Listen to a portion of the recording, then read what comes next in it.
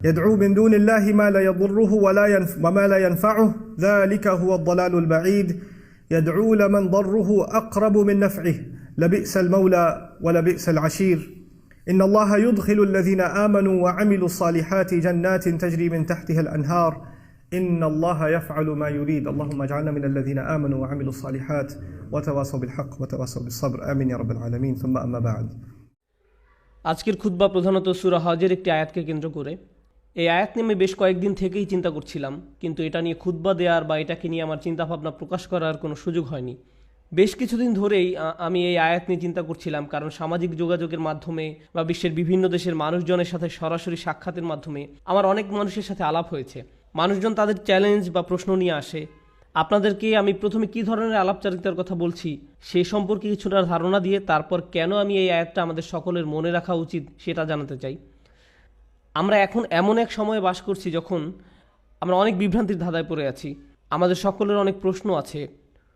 উদাহরণস্বরূপ, মানুষ অনেক কঠিন পরীক্ষার মধ্য দিয়ে যাচ্ছে তাদের ব্যক্তিগত জীবনে। যখন একজন বিশ্বাসী তার দিন সম্বন্ধে খুব ভালোভাবে জানে এবং তার আল্লাহর কিতাব সম্পর্কে জানে এবং তার অনুধাবন করে সেই প্রশান্তি, আন্তরিক পরামর্শ এবং আল্লাহর কিতাব যে উপশম প্রদান করে, তার প্রেরিত নবী সাল্লাল্লাহু আলাইহি ওয়াসাল্লামের সুন্নাত থেকে যা পাওয়া যায়, তখন তার আল্লাহর দিনে প্রশান্তি পায়। কিন্তু এখন আমরা এক অদ্ভুত সময় বাস করছি। আমরা এটাকে তথ্যের যুগ বলি, কিন্তু আমাদের বেশিরভাগই আমাদের নিজেদের ধর্ম সম্বন্ধে বেশি কিছু জানি না। আমরা সত্যিই জানি না কিভাবে আমাদের কিতাব এবং আমাদের বিশ্বাস এবং আমাদের ধর্মগ্রন্থ আমাদের উপশম দিতে পারে। এটা কিভাবে আমাদের কঠিন সময় সাহায্য করতে পারে। যখন এমনটা ঘটে তখন আমরা শয়তানের সহজ শিকারে পরিণত হই। যখন মানুষ কঠিন সময়ের মধ্য দিয়ে যায় তখন শয়তান তাদের কাছে সকল প্রকারের চিন্তা নিয়ে আসে। ধরুন কেউ অসুস্থ, সে হাসপাতালে এবং সে সব ধরনের ওয়াসওয়াসা পাচ্ছে বিশ্বাসের ব্যাপারে। কদর কি নিয়ে প্রশ্নের মুখোমুখি হচ্ছে। মানুষ চাকরি হারিয়ে ফেললে, বিয়েটা সুখকর না হলে, লেখাপড়ার ক্ষেত্রে মুশকিল দেখা দিলে, আপনি যে সমস্যার মধ্যে দিয়ে যান না কেন, বা স্বাস্থ্য সংক্রান্ত কিছু হতে পারে, এমন ক্ষেত্রে প্রশ্ন করতে শুরু করা খুব সহজ। আল্লাহ কি আদৌ আমাকে ভালোবাসেন? তিনি কেন আমার সাথে এমন আচরণ করছেন? আমার কি দোষ ছিল যে আমি এই সমস্যায় পড়ব? আমি এত দোয়া করলাম, আল্লাহ তাতে সাড়া দিলেন না, সে কোনো পরোয়াই করলেন না। আমি পুরো রমজান মাস প্রার্থনা করলাম, এমনকি উমরাও করলাম। আমি এখনও দোয়া করছি যে আমার সন্তানকে আরোগ্য দিন, আমার এই সমস্যা দূর করে দিন, কিন্তু আমার সেই সমস্যা তো এখনও আছে। এসব আপনার ব্যক্তিগত জীবনে, এবং এটাই যথেষ্ট কঠিন। উপরন্তু সারা দুনিয়ায় একটা সংকটকাল চলছে। উদাহরণস্বরূপ, আপনাদের অনেকের পরিবার সিরিয়ায় আছে, বা সারা দুনিয়ায় সিরিয়ার মতো জায়গায়, যে জায়গাগুলো পুড়ছে, যেখানে পরিবার নিরাপদ নয়, সন্তানেরা নিরাপদ নয়, যেখানে সব ধরনের মানবিক বিপর্যয় ঘটে চলছে এবং মানুষ মারা যাচ্ছে। ব্যাপারটা অনেকটাই যেন রাসূল সাল্লাল্লাহু আলাইহি ওয়াসাল্লামের বাণীকে পূর্ণ করার জন্য, যে হত্যাকারী জানবে না যে সে কেন মারছে, আর যাকে হত্যা করা হচ্ছে সেও কারণটা জানবে না। এমন এক সংকটময় পরিস্থিতিতে অনেক মানুষ প্রশ্ন করা শুরু করে যে কেন আমরা ব্যক্তিগত জীবনে তো বটেই, এমনকি সারা দুনিয়ায় পাগলাটে ঘটনা ঘটে চলছে। এই সব কিছুতে আল্লাহ কোথায়? তিনি কি এইসব সমস্যা দূর করতে পারেন না? এমন তো না যে আমরা দোয়া করছি না। কুনুতে নাজিলা প্রতি রাতেই সারা দুনিয়ায় মসজিদে পড়া হচ্ছে। আল্লাহুম্মা সুরিল ইসলাম ওয়াল মুসলিমিন, আইজিল ইসলাম ওয়াল মুসলিমিন, মুসলিমদের সহায়তা করুন, ইসলামকে সহায়তা করুন, মুসলিমদের শক্তি দিন, ইসলামকে শক্তি দিন। হে আল্লাহ, আমাদের দিনের শত্রুদের বিরুদ্ধে শক্তি দিন। মনে হচ্ছে যে শত্রুরা দিন দিন আরও শক্তিশালী হচ্ছে আর বেশি বেশি করে রক্তপাত ঘটাচ্ছে। সেই মুহূর্তে কোনো ব্যক্তি তার ধর্ম নিয়ে খুবই হতাশ হয়ে যায় এবং চিন্তা করা শুরু করে এসবের কোনো মানে হয় না, আমি কেন দোয়া করব, কিছুই তো বদলাবে না। এটা কিন্তু আসলে খুব সার্বজনীন একটা সমস্যা। এই সমস্যার ফলাফলস্বরূপ কিছু জিনিস ঘটে। কিছু মানুষ দোয়া করাই বন্ধ করে দেয়। শুধু দোয়াই নয়, এমনকি তারা নামাজ পড়াও বন্ধ করে দেয়, পরোয়া করে না। নামাজকে আল্লাহ এভাবে বর্ণনা করেছেন যে এটা একটা সুরক্ষা, এটা একটা সুরক্ষা। ইন্না সালাতা তানহা আনিল ফাহশাই ওয়াল মুনকার। নামাজ আপনাকে সব ধরনের লজ্জাহীনতা, অশ্লীল আচরণ এবং সব ধরনের ক্ষতি থেকে রক্ষা করে, সব ধরনের ক্ষতি থেকে রক্ষা করে। সুতরাং আল্লাহ যখন এমনটা বলেন এবং কোনো ব্যক্তি নামাজ ত্যাগ করে, তখন তারা আসলে সরাসরি শয়তানের শিকারে পরিণত হয়, সব ধরনের খারাপ কাজ করে যাবে এবং যে করছে সে বুঝতেও পারবে না যে সে কেন এই কাজটা করছে। এরপরে এমন মানুষও কিন্তু আছে যারা অত দূর যায়নি, তারা এখনও দিনের উপর অধিষ্ঠিত আছে, তারা এখনও দিনকে ধরে রেখেছে, কিন্তু তারা কোনো মতে ধরে আছে, কোনো ক্রমে ধরে আছে। তারা কোনো ক্রমে জুমার নামাজে আসে, এমনকি সেটাও তার জন্য সংগ্রাম। কিছু মানুষের অবস্থা এত খারাপ হয়ে যায় যে তারা একটা মসজিদের ভিতরে বেশি সময় থাকতেও পারে না। যদিও কোনো কারণে তারা থাকে, তাহলে অস্বস্তি বোধ করা শুরু করে। এমন ঘটনা ঘটে। আমার এমন অনেক মানুষের সাথে সাক্ষাৎ হয়েছে। আমি মনে করি না যে তারা খারাপ মানুষ, যাই হোক, আমি মনে করি কিছু মৌলিক বিষয় ঠিক ছিল না, কিছু নির্দিষ্ট চিন্তা, কিছু নির্দিষ্ট ধারণা, কিছু নির্দিষ্ট অনুভূতিতে ভুল আছে। আর সেই ভুল অনুভূতির কারণে একজন খুব বিপজ্জনক পথে চলে, সেই পথে যেটা পথভ্রষ্টতার দিকে নিয়ে যায়। এদিকে সূরা হজের শুরুতে আল্লাহ আজ্জা ওয়া জাল্লা বলছেন সেই সব মানুষের কথা যাদের কাছে মানুষকে পথভ্রষ্ট করার কার্যপ্রণালী আছে। খারাপ মানুষ যারা কোনো জ্ঞান ছাড়াই আল্লাহর বিরুদ্ধে তর্ক করে, এরা আর কিছু চায় না। মাই ইউজাদিলু ফিল্লাহি বিগাইরি ইলমিন ওয়ালা হুদাও ওয়ালা কিতাবিম মুনির। কোনো ব্যক্তি আল্লাহর ব্যাপারে তর্ক করে, বিতর্ক করে এবং ধর্মকে ঘৃণা করে এবং আল্লাহকে ঘৃণা করে, নবী সাল্লাল্লাহু আলাইহি সাল্লামকে ঘৃণা করে এবং তাদের কোনো ধারণাই নাই যে তারা কেন বিতর্ক করছে, পথ নির্দেশনাও নেই, কোনো আলোকিত চিন্তার আলোকেও তারা কাজটা করে না, অভিযোগ করার জন্যই অভিযোগ করা। সেই ধরনের মানুষগুলোর জন্য শুধু এটা যথেষ্ট নয় যে তারা বিভ্রান্তিতে আছে, তাদের আসলে অন্য কাউকে ভুল পথে পরিচালিত করতে হবে। সেটা একদল মানুষ। কিন্তু এই দলের মানুষদের নিয়ে আমি আজ কথা বলবো না, আমি কথা বলবো এর পরের যে দল, তাদের নিয়ে, যারা কিনারায় আছে, আক্ষরিকভাবেই যারা প্রান্তে আছে। কুরআন তাদেরকে এইভাবে বর্ণনা করছে, অমিনান নাসি মান ইয়াবুদুল্লাহি আলা হারফ। আমি এটার এভাবে অনুবাদ করব যে মানুষের মধ্যে এমন কেউ আছে যে আল্লাহর উপাসনা করে একদমই কিনারায়। তারা আল্লাহর উপাসনা করে কিন্তু পর্বতের একদম খারাপ প্রান্তে। এর অর্থ কি? এর অর্থ হলো কিছু সময় এখানে, কিছু সময় সেখানে পড়ে যাওয়ার জন্য প্রস্তুত। তাদের বিশ্বাস যথেষ্ট স্থির নয়, তারা তাদের উপাসনায় যথেষ্ট স্থিতিশীল নয়, তারা অনড় নয়, তাদের মনে এমন প্রশ্ন আছে যার উত্তর তার জানা নেই, অমীমাংসিত আবেগ। সুতরাং সেটা কিভাবে প্রদর্শিত হয়? আল্লাহ নিজে বলেন, ফাইন আসাবাহু খায়রুন আতবাআন্না বিহি। যখন ভালো কিছু তাদের আসে, যদি জীবনে ভালো কিছু ঘটে, তাহলে তারা ভালো থাকে। ঠিক আছে, ঠিক আছে, আল্লাহ আসলে এই দুয়াটা শুনেছেন, সুতরাং আমি এখন নামাজ পড়তে পারি, আমার ভালো লাগছে। ওয়া ইন আসাবাহু ফিতনাতুন, যখন তারা কোনো ফিতনার সংস্পর্শে আসে, ফিতনা শব্দের অর্থ হলো কোনো ধরনের পরীক্ষা, কোনো কিছু যেটা তাদের বিশ্বাসকে পরীক্ষা করে। সুতরাং আল্লাহ খাইরের বিপরীত শব্দ শার ব্যবহার করেননি, এখানে শব্দটি হবে শার। সুতরাং আপনি হয়তো আশা করছিলেন যে আল্লাহ বলবেন ফা ইন আসাবাহু খায়রুন ইতমাআন্না বিহি ওয়া ইন আসাবাহু শাররুন। না, ওয়া ইন আসাবাতহু ফিতনাতুন। কেন এই শব্দটি গুরুত্বপূর্ণ? কারণ আল্লাহ আমাদেরকে জানাচ্ছেন যখন আপনার খারাপ কিছু ঘটে, তখন শুধু আল্লাহ আপনার বিশ্বাসকে পরীক্ষা করছেন। আল্লাহ শুধু দেখতে চান আপনি কি বিশ্বাস করেন এক আল্লাহকে যে আপনাকে তখনও ভালোবাসেন, যিনি তখনও আপনাকে গুরুত্ব দেন, তখনও তিনি আর রহমান, তখনও তিনি আর রাজেক, তিনি তখনও আপনার সব কিছুর যোগান দিয়ে যাচ্ছেন, আপনার যত্ন নিয়ে যাচ্ছেন, যদিও আপনি তা দেখতে পান না, যদিও আপনার মনে হচ্ছে যেন আপনার সামনে সমস্যার স্তূপ। আর শয়তান চায় যে আপনি প্রশ্ন করুন আল্লাহ কোথায়, সে চায় যে আপনি প্রশ্নটি করুন। তাই আল্লাহ আপনাকে অনেক সময় এমন পরিস্থিতি ফেলতে চান এটা দেখার জন্য যে আপনার বিশ্বাস কতটা পাকাপোক্ত। এই দিনের শুরু কিন্তু আল্লাযীনা ইউমিনুনা বিল গায়ব, তারা এমন এক আল্লাহকে বিশ্বাস করে যাকে তারা দেখতে পায় না। এর অর্থ শুধু এই নয় যে আমরা আল্লাহকে দেখতে পাই না, পরিকল্পনাও দেখতে পাই না। আল্লাহ আপনাকে বলে দেন না যে তোমার দিনটা এভাবে যাবে, তুমি এখন কঠিন সময়ের মধ্য দিয়ে যাচ্ছ, কিন্তু সহজ সময় আসছে কয়েক সপ্তাহ বা কয়েক বছর বা কয়েক ঘন্টার মধ্যেই। আমরা জানি না যে পরবর্তী মিনিটেই পরিস্থিতি ভালো হবে নাকি আরও 10 বছর লাগবে, আমরা কিছু জানি না। আল্লাহ সেটা বলবেন না। ওমা কান আল্লাহু লিইউতলিয়াকুম আলাল গায়ব, আল্লাহ আপনাকে অদৃশ্যের ব্যাপারে জানাবেন না, তিনি সেটা আপনাকে জানাতে বাধ্য নন। আল্লাহ শুধু আপনাকে বলছেন তাকে বিশ্বাস করতে, শুধু আপনাকে বলছেন তাকে বিশ্বাস করতে, তাকে বিশ্বাস করতে যে আপনি নিজেকে কতটা ভালোবাসেন, আল্লাহ আপনাকে তার চেয়েও বেশি ভালোবাসেন। আপনাকে শাস্তি দিয়ে, যন্ত্রণা দিয়ে তার কোনো লাভ নেই, তার কোনো লাভ নেই। মা ইয়াফআলুল্লাহু বিআযাবিকুম, আপনাকে শাস্তি দিয়ে আল্লাহর কী লাভ? আপনি কেন ভাবেন যে আল্লাহ আপনাকে পাকড়াও করতে চান? আল্লাহ নিজে আক্ষরিক অর্থেই এই প্রশ্ন করেছেন। সুতরাং যখন আপনি আমি পরীক্ষার মধ্য দিয়ে যাই, তখনই এটা হিসাব করে দেখার সময় যে আল্লাহকে বিশ্বাস করা তো সহজ, যখন সব কিছু ঠিক আছে তখন এটা তুলনামূলকভাবে সহজ। কিন্তু বিশ্বাস করা কঠিন, বিশেষত আল্লাহর কিছু নামে, আল্লাহর সেই সব নামে যেগুলোকে আমরা কঠিন সময় আঁকড়িয়ে ধরে আছি, সেগুলোকে ধরে রাখা কঠিন যখন আমাদের উপর আঘাত আসে।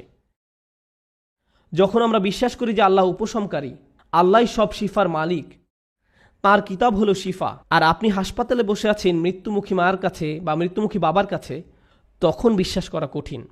এটা অনেকের কাছেই কঠিন মনে হয়। এই খুতবাকে আমি দুইটা জিনিসে ভাগ করতে চাই। একটা হলো দোয়া বিষয়ে আমাদের চিন্তাভাবনা সংশোধন করা। পবিত্র কোরআনের অধিকাংশ দোয়াতে, নবী সাল্লাল্লাহু আলাইহি সাল্লামের সুন্নতের অধিকাংশ দোয়াতে আপনি খুব সাধারণ একটা ব্যাপার খেয়াল করবেন যে কোনো না কোনোভাবে আপনি আল্লাহর কাছে নিজের জন্য আরও বেশি শক্তি, আরও বেশি সামর্থ্য প্রার্থনা করছেন। আপনি আল্লাহর কাছে পথ প্রদর্শন, আল্লাহর কাছে ক্ষমাশীলতা এবং আল্লাহর কাছে কৃতজ্ঞতা প্রকাশ করার দোয়া করছেন। আউজিআইনি আন আশকুরা নি'মাতাকা আল্লাতী আন'আমতা আলাইয়া। আমাকে ক্ষমতা প্রদান করুন যাতে আমি আপনার নিয়ামতের কৃতজ্ঞতা প্রকাশ করতে পারি। আমি আপনাদের একটা উদাহরণ দিব যা দ্বারা আপনাদের বুঝতে সহায়ক হবে যে আমি আসলে কি বোঝাতে চাচ্ছি। যেমন ধরুন, একজন মানুষ সমুদ্রে ছিল এবং তাদের জাহাজের সাথে পাথরের সংঘর্ষ হয়ে জাহাজটি ডুবে গেল। তিনি একটি কাঠের টুকরায় সমুদ্রে ভেসে আছেন, দোয়া করছেন এবং আল্লাহর কাছে দোয়া করছেন। এমত অবস্থায় তিনি দুইভাবে দোয়া করতে পারেন: হে আল্লাহ, আমাকে এখনই একটি দ্বীপে স্থানান্তর করুন এবং এই ঝড় বৃষ্টি বন্ধ করে দিন, অথবা হে আল্লাহ, আমাকে এই কঠিন সময় মোকাবেলা করার শক্তি দিন। এখন তিনি দোয়া করলেন, আমাকে এখনই একটি হেলিকপ্টার পাঠান এবং আমাকে একটি দ্বীপে নিয়ে যান। দোয়া করতে লাগলেন, হেলিকপ্টার হেলিকপ্টার হেলিকপ্টার, কিন্তু কোনো হেলিকপ্টার আসলো না। তিনি বললেন, আল্লাহ, আমাকে হেলিকপ্টারও পাঠালেন না, আমি তো অনেক দোয়া করলাম, এটা ঠিক না, বাদ দাও, আমি আর দোয়াই করব না। অথবা মনে করুন উনি দোয়া করছেন সমুদ্র শুকিয়ে সমতল ভূমি হয়ে যাক, বলছেন, হে আল্লাহ, আপনার তো সেই ক্ষমতা আছে যে কোনো অবস্থার পরিবর্তনের, আপনি সকল কিছুর সৃষ্টিকর্তা, আপনি এই সমুদ্রকে সমতল ভূমিতে পরিণত করতেই পারেন। আপনি যেহেতু ইব্রাহিম আলাইহিসসালামকে নিক্ষেপ করা আগুন ঠান্ডা করে দিয়েছিলেন, আপনি আমার জন্য এটাও করতে পারেন। কিন্তু তারপরও সেটা ভূমিতে পরিণত হয় না, সমুদ্রই থেকে যায় এবং লোকটা ধীরে ধীরে ডুবে যাচ্ছেন। আমি যে বিষয়টা বলতে চাচ্ছি, আমরা মনে করি দোয়ার উদ্দেশ্য হলো আমাদের পারিপার্শ্বিক বাস্তবতা পরিবর্তন করা। কিন্তু যদি আপনি কুরআন এবং সুন্নাহর দোয়াগুলো অধ্যয়ন করে থাকেন, তবে আপনি খেয়াল করে দেখবেন যে পরিবর্তন আপনি যা চাইবেন তা একান্তই নিজের জন্য। হে আল্লাহ, আমি একটা কঠিন সময়ের মধ্যে দিয়ে যাচ্ছি, এটা কাটিয়ে ওঠার সক্ষমতা দান করুন। কিছু পরীক্ষার্থী একটা সাধারণ পরীক্ষা দিবে, তখন তারা দুই ধরনের দোয়া করতে পারে। একটি হলো, হে আল্লাহ, আমাকে এই বিষয়টি বুঝে নেওয়ার ক্ষমতা দিন, মনোযোগী করুন, আমাকে এমন ক্ষমতা দিন যেন পরীক্ষা দেওয়ার সময় আমি ঘাবড়িয়ে না যাই, অলসতা যেন আমাকে গ্রাস না করে, এভাবে নিজের জন্য দোয়া করা। অথবা তারা এভাবে বলতে পারেন, ইয়া আল্লাহ, আমি জানি এটা একটা মেডিকেল পরীক্ষা, কিন্তু আপনি এটাকে ক্লাস 2 এর অঙ্কর পরীক্ষার মতো সহজ করে দিন, যেন আমার এই সমস্যাই না থাকে। আপনি হয়তো বাস্তবতা বদলাবার জন্য দোয়া করতে পারেন, অথবা নিজের সক্ষমতা বৃদ্ধির জন্য দোয়া করতে পারেন। বেশিরভাগ মানুষ যারা ধর্মবিশ্বাসে দুর্বল, তারা নিজেদের ক্ষমতা বৃদ্ধি বা নিজেদের পরিবর্তন চায় না, এবং আল্লাহর কাছেও তাই চায়। কিন্তু আসলে কি সেই পরিবর্তন হয় না? এবং যখন পরিবর্তন হয় না, তখন তারা আল্লাহকে দোষারোপ করে, কেন আপনি আমার পৃথিবীকে পরিবর্তন করেননি, কেন আপনি সব কিছুকে আমার জন্য সহজ করে দেননি। আপনি যদি চান বাস্তবতা আপনার পক্ষে থাকবে, তাহলে আপনাকে সত্যিকারভাবে শিখতে হবে কিভাবে আল্লাহর কাছে সমর্পিত হতে হয়। এমন নয় যে যখন কিছু প্রয়োজন, কোনো সমস্যা, তখনই আল্লাহর কাছে সাহায্য চান, বরং আপনি আল্লাহর কাছে সব সময় আসবেন, আপনাকে সব সময় তার কাছে সমর্পিত হতে হবে। এভাবে এই মনোভাবের উন্নতি হবে এবং এমন একটি সময় আসবে যখন বাস্তবতা আমাদের কাছে আত্মসমর্পণ করবে, আর সেই সময় হলো যখন আমরা আল্লাহর সাথে মিলিত হব। লাহুম মা ইয়াশাউন। আমরা যা চাই তা সবই আমরা পাবো। সমস্যা হলো আমরা সবাই এই মুহূর্তে চাই। আল্লাহ বলছেন, আমি তোমাদের সবই দিব, কিন্তু এখন তোমরা কিছু ভালো অভিজ্ঞতা অর্জন করবে এবং কিছুটা পরীক্ষায় পড়বে। আর একমাত্র যে কারণে তিনি আমাদের পরীক্ষায় উপনীত করেন তা হলো তিনি চান আমরা যেন উত্তীর্ণ হই এবং জান্নাতের জন্য যোগ্যতা অর্জন করি, কারণ এই কষ্টকর যাত্রা আমাদেরকে তাঁর সান্নিধ্যে নিয়ে আসবে। পরবর্তী প্রসঙ্গে আসতে পারি, যাতে করে এই আয়াত শেষ করতে পারি। প্রতিবন্ধকতার উদ্দেশ্য। আমরা আমাদের জীবনে কিছু জিনিস চাই। একজন যুবক হয়তো বিয়ে করতে ইচ্ছুক বা একজন যুবতী বিয়ে করতে ইচ্ছুক।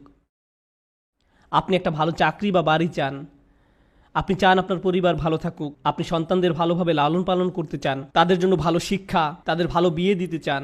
আমাদের জীবনে বিভিন্ন জিনিসের অগ্রাধিকার রয়েছে, এমন জিনিস যা আপনি চাচ্ছেন গত মাস থেকে। আপনি বিভিন্ন জিনিস এই জীবনে অর্জন করতে চান।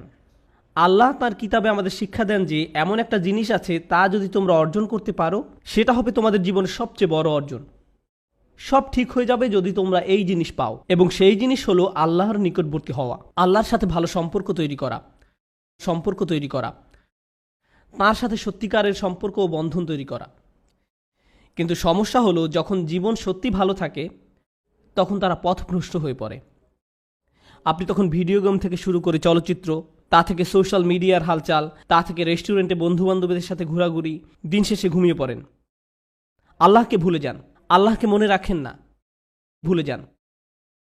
এরপর যখন কঠিন সময় আসে তখন বন্ধুরা আর সাথে থাকে না, খেলাধুলা ভালো লাগে না, গাড়িটাও ভালো লাগে না, কারণ স্বাস্থ্য নষ্ট হয়ে গিয়েছে। আর যখন শরীর অসুস্থ হয়ে পড়ে কোনো কিছুই আর ভালো লাগে না, খালি তখন মনে হয় যে আমি কখন হাসপাতালের থেকে ছাড়া পাবো। ইস, আমি যদি আবার হাঁটতে পারতাম। মানুষজন আপনার পছন্দের খাবার আনবে, আপনি খেতে যাচ্ছেন না। আপনার পছন্দের মুভি দেখাবে, আপনি দেখতে চান না।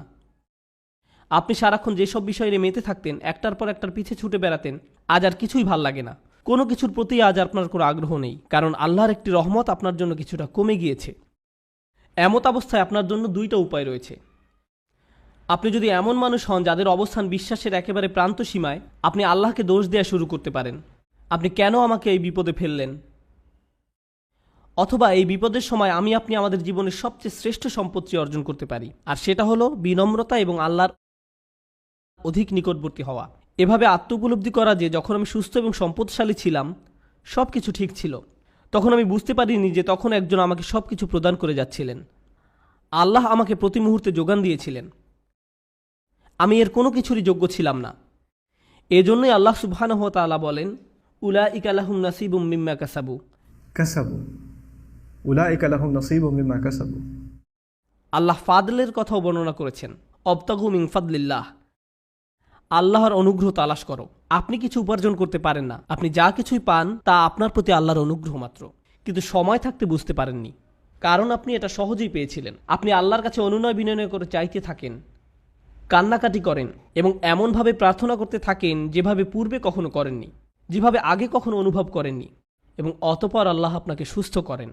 তারপর আপনি অনুধাবন করেন হাসপাতালে সেই একান্ত মুহূর্তগুলো, সেইগুলোই ছিল আপনার গোটা জীবনের শ্রেষ্ঠতম সুমিষ্ট সময়। জীবনের সেই সামান্য সময়গুলোতেই আপনার এবং আল্লাহর মাঝে আর কিছু ছিল না। সেই মিষ্টি মুহূর্তগুলো আপনাকে আখিরাতে রক্ষা করে দিতে পারে। এই মুহূর্তগুলি হতে পারে সবচেয়ে বড় পুরস্কার যা আল্লাহ আপনাকে দিয়েছেন। যখন সময় কঠিন হয়ে যায়, ওয়া ইন আসাবাতহু ফিতনাতুন ইনকালাবা আলা ওয়াজহিহি, এবং যদি কোনো পরীক্ষায় পড়ে তখন মুখ ঘুরিয়ে নেয়। তার মানে কি? তার মানে আমি আল্লাহর কাছে কিছুই চাই না। কিভাবে তিনি আমাকে ছেড়ে গেলেন? কেন তিনি আমাকে বিপদে ফেললেন? আমাদের সময় এটা উপলব্ধি করা খুবই সহজ। আমরা অস্বাভাবিক এক ভোগবাদী সমাজে বসবাস করি, যেখানে সব কিছু সহজলভ্য এবং দ্রুত লাভ করা যায়। বিনোদন পেতে চান? ফোনে একটা অ্যাপ খুললেই হবে। কিছু কিনতে চান? জাস্ট অ্যামাজন থেকে অর্ডার করুন, এটা আপনার ঘরে পৌঁছে যাবে। সবকিছু কষ্ট ছাড়া পাওয়া যায় এবং সবকিছু সাথে সাথেই পাওয়া যায়। আপনি কিছু চাইছেন, আপনাকে তার কাছে যেতে হবে না, সেটাই আপনার কাছে আসবে। সবকিছু দ্রুত হয়। আমাদের এখন আপ্যায়িত হওয়ার অভ্যাস হয়ে গিয়েছে। আপনার একটা অর্ডার যদি 2 থেকে 3 দিনের জন্য দেরি হয়, তবে আপনি তাকে 1 স্টার বা থামস ডাউন খারাপ রেটিং দিচ্ছেন। আমরা এতে অভ্যস্ত হয়ে গেছি। এমত অবস্থায় আপনি যখন আল্লাহর কাছে দোয়া করছেন, আপনার সমস্যাগুলো সমাধান চাইছেন, আপনার সব কিছু দ্রুত এবং ত্বরিত করা দরকার। আমার আর ভালো ভোক্তা অধিকার চাই। যখন এটা হয় না, তখন আপনি বলেন বাজে সার্ভিস। আমার আর ভালো ভোক্তা অধিকার চাই, আমার আর ভালো ভোক্তা অধিকার চাই। আপনার ভাবখানা তখন এমন হয়ে যায় যে আমি আল্লাহর কাছে আর কিছুই চাইব না, কোনো অর্ডার দিব না। আপনি এখন ক্রেতার মতো সুবিধা পেতে চান, আর আপনি আল্লাহর কাছ থেকে মুখ ফিরিয়ে নেন এবং বলেন তিনি আমার কথা শুনছেন না, আমার সমস্যার সমাধান করছেন না। বুঝতে চেষ্টা করুন যে সবার জন্য আল্লাহর পরিকল্পনা রয়েছে। দুটো উদাহরণ দিচ্ছি। ইয়াকুব আলাইসাল্লামের ক্ষেত্রে দেখুন, তিনি তার ছেলে ইউসুফ আলাইসাল্লামকে হারিয়ে ফেলেন। আল্লাহ বহু বছর পর সেই সন্তানকে তার কাছে ফিরিয়ে দেন। আবার মুসা আলাইসাল্লামের ক্ষেত্রে মুসা আলাইসাল্লামের মা তার সন্তান হারিয়েছিলেন, কিন্তু কয়েক ঘন্টার ব্যবধানে আল্লাহ সে বাচ্চাটাকে ফেরত দেন। কেননা কয়েক ঘন্টার মধ্যেই যখন বাচ্চাটা ক্ষুধার্ত হয়, পরবর্তী খাবার সেই একই মায়ের কাছ থেকেই পায়, কারণ সে অন্য কারো কাছ থেকে খাবে না। আমি কি বলতে চাচ্ছি? এই জগতে আল্লাহ কখনো কখনো নিমেষেই আমাদের বিপদমুক্ত করেন, আবার কখনো বা বহু বছর পরে বিপদমুক্ত করেন, কিন্তু প্রতি ক্ষেত্রেই আল্লাহ ভালোর জন্যই করেন। আমি কি বলতে চাচ্ছি? ভালোর জন্যই করেন। আমি বিশেষত ইয়াকুব আলাইসাল্লামের গল্পটা পছন্দ করি, কেননা এই ঘটনার কল্যাণকর দিকগুলো চিন্তা করে দেখুন একবার। এত বছর ধরে বাবা কাঁদলেন এবং প্রায় নিজের দৃষ্টিশক্তি হারিয়ে ফেললেন, তাই না? কোরআনের ভাষা অবিয়াদ্দা তাই না হু। কোনো কোনো আলেম যেমন আলুসি রহমতুল্লাহ মন্তব্য করেন তিনি কাঁদতে কাঁদতে অন্ধ হয়ে গিয়েছিলেন। এখন এই পুরো সময়টা জুড়ে ইউসুফ আলাইসাল্লাম কোথায় ছিলেন? তিনি ছিলেন জেলে। প্রথমত তিনি ছিলেন শিশু শ্রমিক এবং বড় হওয়ার পর জেলে যান, বহু বছর জেলে কাটান। হয় তিনি ছিলেন শিশু শ্রমিক, নতুবা তিনি জেলের কয়েদি হিসাবে জীবনযাপন করেন। প্রথমত তিনি ছিলেন শিশু শ্রমিক, নতুবা তিনি জেলের কয়েদি হিসাবে জীবনযাপন করেন। সুন্দর জীবন ছিল না, এটা সুন্দর জীবন নয়। কিন্তু এরপরও যখন তিনি রাজার স্বপ্নের অর্থ বলেন এবং সেই স্বপ্নের অর্থ হয় যে পুরো অর্থনীতিতে 7 বছরের মধ্যে ধস নামবে, মানুষজন দুর্ভিক্ষে মারা যাবে, একজনই তখন সেই সমস্যার সমাধান জানতেন, তিনি হলেন ইউসুফ আলাইহিস সালাম। যদি তিনি জেলে না থাকতেন তাহলে রাজাকে সাহায্য করতে পারতেন না। বুঝতে পেরেছেন? যদি ইউসুফ আলাইহিস সালাম পুরোটা সময় নিজের বাবার সাথে কাটাতেন তাহলে এমন ঘটনা ঘটতো না। তাই এখন যেহেতু তিনি সেখানে রয়েছেন এবং স্বপ্নের ব্যাখ্যা দেন এবং বলেন আমিই পারবো সমস্যার সমাধান করতে, আমাকে সম্পদ রক্ষার দায়িত্ব দিন, আমিই পারবো সমস্যার সমাধান করতে, আমাকে সম্পদ রক্ষার দায়িত্ব দিন, এবং তিনি যখন এই কাজগুলো সম্পাদন করেন তখন কি হলো? লাখ লাখ বাবা মাকে আর কাঁদতে হয়নি, কারণ তাদের সন্তান ক্ষুধার যন্ত্রণায় মৃত্যুবরণ করেনি। একজন বাবা তার সন্তানের জন্য বহু বছর কাঁদলেন, কিন্তু তার একার কান্নায় আল্লাহ হাজার হাজার পরিবারকে কান্না থেকে বাঁচিয়ে দেন। কারণ তিনি যদি অর্থনীতি এবং ফসল না বাঁচাতেন পুরো দেশটাতে খরা হতো, মানুষ দুর্ভিক্ষে মারা যেত এবং যুদ্ধসহ বিভিন্ন সমস্যার সূত্রপাত হতো। কখনো কখনো আপনি যে সমস্যার মধ্য দিয়ে যান সেটা শুধু আপনার নিজের জন্যই কল্যাণকর নয়, সেটা অনেকের জন্য সাদকায় জারিয়ায় পরিণত হতে পারে। আপনি সেটা জানেন না, কিন্তু আপনার ইমানের অবস্থা যদি নড়বড়ে হয় আল্লাহর উপর আপনার এমন বিশ্বাস থাকবে না, আর তাই এই নড়বড় ইমানের কারণেই আপনি আল্লাহর দিক থেকে মুখ ফিরিয়ে নেবেন। তারপর আল্লাহ বলেন খসিরত দুনিয়া ওয়াল আখিরা। যখন মানুষ এমন করে তখন তারা এই দুনিয়া এবং পরকাল উভয়টাই হারায়। এর মানে কি? আপনি যদি নিজেকে ধরে রাখতে পারেন, দেখুন আল্লাহ বলছেন লাকাদ খলাকনাল ইনসানা ফি কাবাদ, নিঃসন্দেহে আমি মানুষকে সৃষ্টি করেছি কষ্ট ক্লেশের মধ্যে। আপনি আল্লাহকে বিশ্বাস করুন আর নাই করুন, আপনার জীবনে চ্যালেঞ্জ থাকবেই। আপনি আল্লাহকে বিশ্বাস করুন আর নাই করুন, জীবিকা উপার্জন করতে আপনাকে প্রচুর পরিশ্রম করতে হবে, অসুস্থতার সাথে লড়াই করতে হবে। এই জীবনটা এমন নয় যে বিশ্বাসীরা এখানে বিলাসী জীবনযাপন করবে আর অবিশ্বাসীরা কষ্টে থাকবে। আল্লাহ সব মানুষকেই কষ্ট ক্লেশের মধ্যে সৃষ্টি করেছেন, তিনি এটাই বলছেন। এখন আপনি যদি ইমানের সাথে এই কষ্ট ক্লেশ অতিক্রম করতে পারেন তাহলে এই জীবনে যেমন আপনি সফলতা লাভ করবেন তেমনি পরকালীন জীবনেও সফল হবেন। আপনি এমন মানসিক প্রশান্তি লাভ করবেন যা অবিশ্বাসী কারো পক্ষে লাভ করা সম্ভব না। আপনি এবং অবিশ্বাসী দুজনই অসুস্থ, কিন্তু আপনি অসুস্থ থাকা সত্ত্বেও প্রশান্তি লাভ করেন আর সে কোনো প্রশান্তি পায় না। আপনি এবং অবিশ্বাসী দুজনে একই ধরনের অর্থনৈতিক সমস্যায় থাকবেন, একই ক্ষুধায় থাকবেন, তারপরেও আপনার অন্তর প্রশান্ত। এত কিছুতে আল্লাহ আপনাকে শান্তি দিচ্ছেন, পুরস্কৃত করছেন, শান্তি দিচ্ছেন, তিনি এখনও আপনাকে রক্ষা করছেন। যারা বিপদে পড়লে আল্লাহর দিক থেকে মুখ ফিরিয়ে নেয় তাহলে আপনি এই দুনিয়ায় শান্তিও হারাবেন, তো আখিরাতে তো হারাবেনই। খসিরাত দুনিয়া ওয়াল আখিরা। আল্লাহ নিকট এই বলে দোয়া করি, রব্বানা আতিনা ফিদ দুনিয়া হাসানা ও ফিল আখিরাতে হাসানা। হে আমাদের রব, আমাদের দুনিয়ায় হাসানা দান করুন এবং পরকালের হাসানা দান করুন। এখানে হাসানা শব্দের উপযুক্ত অর্থ হলো যখন আপনি আল্লাহর কাছে জীবনের জন্য ভালো কিছু চান, অর্থাৎ ভবিষ্যতের জন্য ভালো চাওয়া, আখিরাতের জন্য চাওয়া একই সময়। এটা হলো রব্বানা আতিনা ফিদ দুনিয়া হাসানা ও ফিল আখিরাতে হাসানা। এবং এই কারণে অফিল আখিরাতে হাসানা ফলশ্রুতিতে আখিরাতের কল্যাণ, যেটা ভিতর বাহির উভয় দিক থেকেই সুন্দর। অফিল আখিরাতে হাসানা। তো আল্লাহ বলেন যালিকা হুয়াল খুসরানুল মুবিন, এটি হলো সুস্পষ্ট ক্ষতি। কোরআনে ক্ষতির জন্য 3টি শব্দ ব্যবহার করা হয়েছে। আল্লাহ ব্যবহার করেছেন খুসর, ইন্নাল ইনসানা লাফি খুসর। তিনি ব্যবহার করেছেন খাসারান এবং খুসরান। খুসরান হলো মাজদার সিগাতুল মুবালাগা, চরম পর্যায়ের ক্ষতি, কল্পনাতীত ক্ষতি। আল্লাহ তাআলা যত ক্ষতির কথা বলেন তার মধ্যে সবচেয়ে খারাপ হলো এটা। এমন একজন যে সত্যিকারের ইমানদার ছিল, যখন সময় খারাপ হয়ে পড়ে তখন ইমান হারিয়ে ফেলে, যার ফলে সে এই জীবন এবং পরকাল উভয়টাই হারায়। তার কিন্তু সব ছিল, আল্লাহ তার জন্য সব সাজিয়ে রেখেছিলেন, তার জন্য সব সাজিয়ে রাখা হয়েছিল। সুতরাং আমি এই কথা বলে শেষ করছি, আল্লাহ আযজা ওয়া জাল্লা বর্ণনা করেন আল্লাযীনা ইয়ারিসুনাল ফিরদাউস, তারা ফিরদাউসের উত্তরাধিকার লাভ করবে। অবাক করা শব্দ। আল্লাহ অনেক জায়গায় বলেন তারা জান্নাতে প্রবেশ করবে, কিন্তু সূরাতুল মুমিনে আল্লাহ বলেন তারা জান্নাতের উত্তরাধিকার লাভ করবে। আপনারা জানেন উত্তরাধিকার হলো তা যা আপনি আপনার পূর্বপুরুষের কাছ থেকে পেয়ে থাকেন।